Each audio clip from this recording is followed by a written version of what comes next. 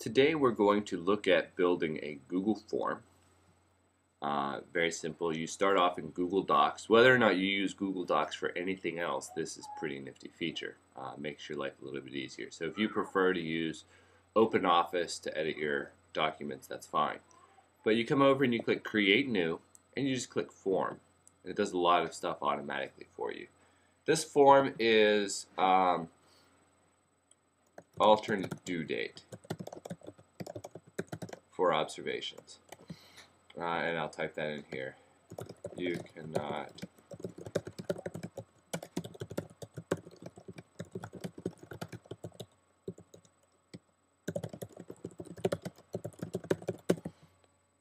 So there you go. Sample question 1 is going to be name, and that's going to be text. Done. Sample question 2 I'm going to edit, and this is going to be section. And I'm going to change this to choose from list, and it's either going to be 10, 15, section 1,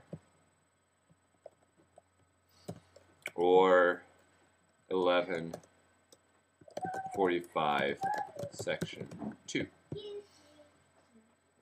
And I'm going to make this required just to make sure everybody selects one of the two. Now I'm going to add an item, and this is going to be a text. Possible, we'll call it theoretical. And a little bit of help text.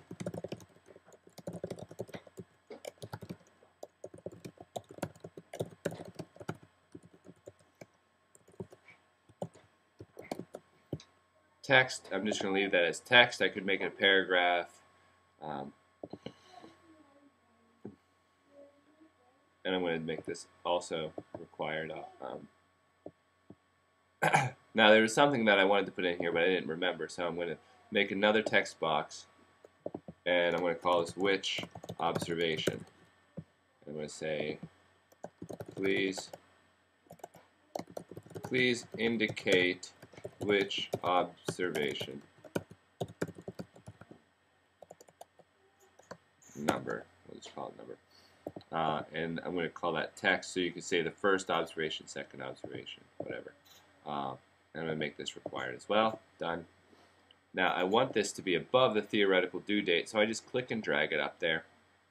Now remember, I didn't make name required, so I'm going to click required there. So everything on this form is required. All I do is I click save. Saves. It's telling me it's saving. Okay.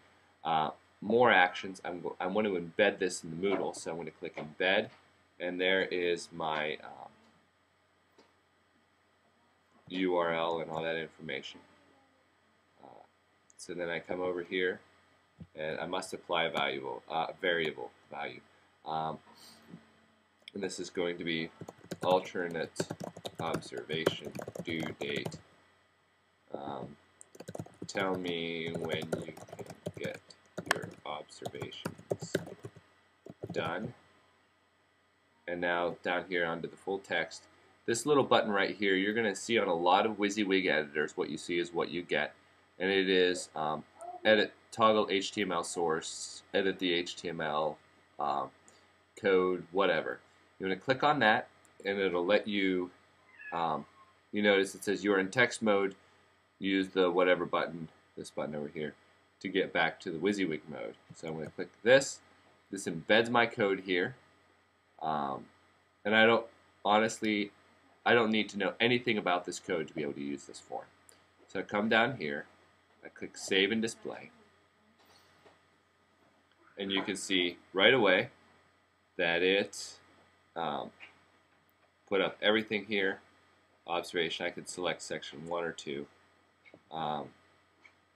Which observation, theoretical due date, so on and so forth. Then I click Submit, and it sends that information, and I can store that in the spreadsheet, look at it later. If you want to see in the spreadsheet, it would just come up right over here. I refresh my page, and there's my spreadsheet, and it'll show me all my columns, timestamp, when it was timestamped, name, section, which observation, theoretical due date, all of this, so I know who's reporting what section they're in, which observation is going to be delayed, and the theoretical due date. So when are they going to get this to me? And of course I can do all kinds of fancy stuff to this if I want to, but right now I don't want to.